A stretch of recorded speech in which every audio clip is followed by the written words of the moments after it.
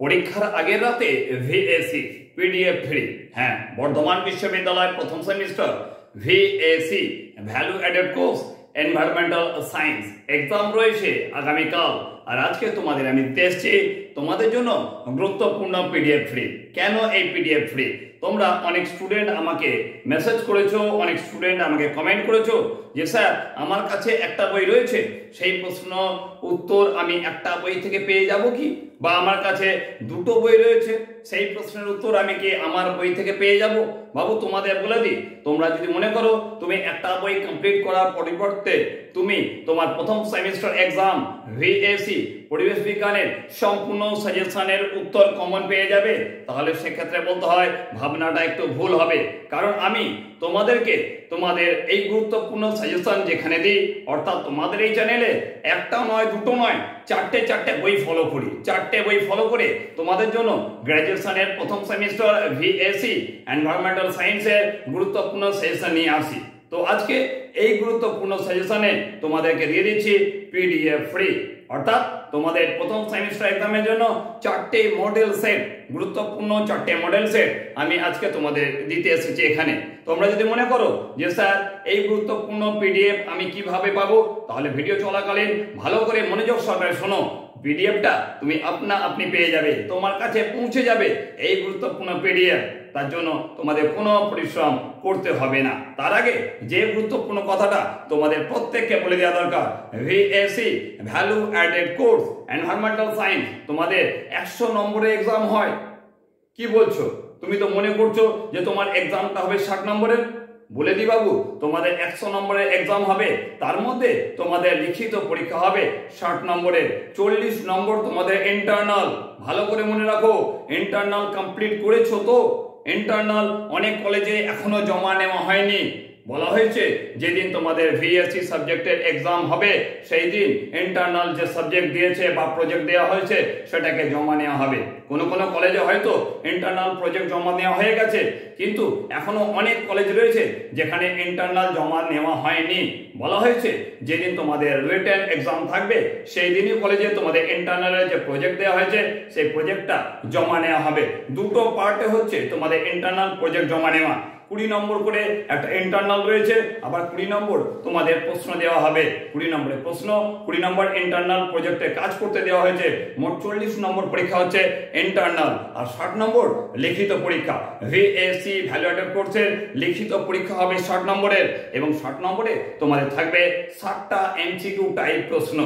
প্রত্যেকটা প্রশ্নের জন্য 4টে করে অপশন দেওয়া থাকবে। সেই 4টে অপশনের মধ্যে যে কোনো একটি অপশনকে তোমাদের বেছে নিতে হবে। তোমরা এমডিসি সাবজেক্টের এক্সাম দিয়ে এসছো, তাই এক্ষেত্রে তোমাদের বোঝানোর আর কোনো প্রয়োজন নেই।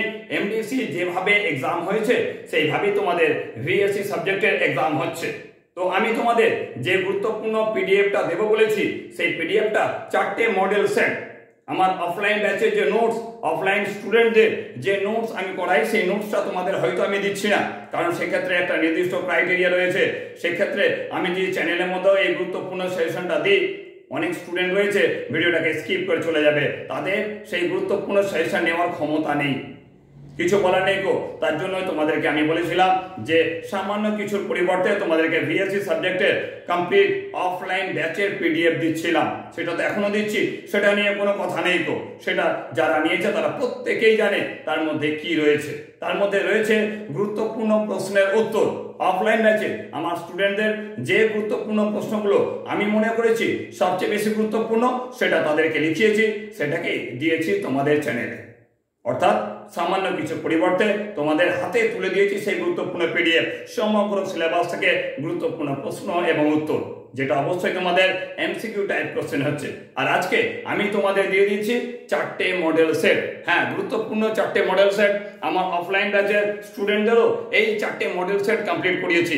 4টে মডেল সেট কমপ্লিট করা মানে যথেষ্ট বলতে হয় এক প্রকার ভালো কাজ।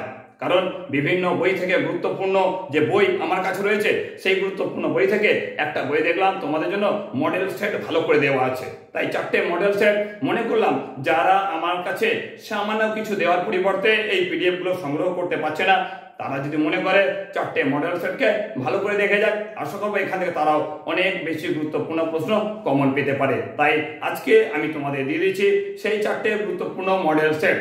ভিডিও চলাকালীন প্রথম থেকে শেষ পর্যন্ত যে কোড ওয়ার্ডগুলো দেখেছো সেই কোড ওয়ার্ডগুলো ভালো করে মনে রাখবে। হ্যাঁ, ভিডিও চলাকালীন প্রথম থেকে শেষ পর্যন্ত যে লাল রঙের কোড ওয়ার্ড বা যে কোনো কালারেরই কোড ওয়ার্ড আমি দেখিয়েছি সেই কোড ওয়ার্ডগুলো খাতায় লিখে রেখেছো নিশ্চয়ই। এই কোড ওয়ার্ডটাকে তোমাদের ব্যবহার করতে হবে ভিএসসি সাবজেক্টের পিডিএফ খোলার কাজে। আমি তোমাদেরকে এই ভিএসসি সাবজেক্টের পিডিএফটা টেলিগ্রামে পোস্ট করে দিচ্ছি। কোনো রকম বাজে কমেন্ট করো না গো, কোনো রকম ভাবে বাজে রিয়াকশন দিও না টেলিগ্রাম চ্যানেলের মধ্যে, তাহলে আমি কিছু করব না, পিডিএফটাকে সরাসরি তুলে নেব। 4টে মডেল সেট যেটা দিচ্ছি তোমাদের জন্য প্রয়োজনীয় বলে মনে হয়েছে, তোমরা টেলিগ্রামে যাবে। টেলিগ্রামে যাওয়ার পর যদি টেলিগ্রাম না থাকে হোয়াটসঅ্যাপে স্ট্যাটাসে টেলিগ্রামের আমি বারবার লিঙ্ক দিই, বা এই ভিডিও ডেসক্রিপশন বক্সে আমি টেলিগ্রামের লিঙ্কটা দিয়ে দেবো। টেলিগ্রামের লিঙ্কটাকে সংগ্রহ করবে, যাবে ওখানে দেখে নেবে ভিএসসি এনভায়রনমেন্টাল সায়েন্সের গুরুত্বপূর্ণ পিডিএফ দেওয়া আছে। সেখানে 4টে মডেল সেট রয়েছে। সেই 4টে মডেল সেটকে যখনই তুমি সিলেক্ট করতে যাবে তোমাকে কি দেখায় বলো তো? লক কোড চাইবে। লক কোড কি দেবে?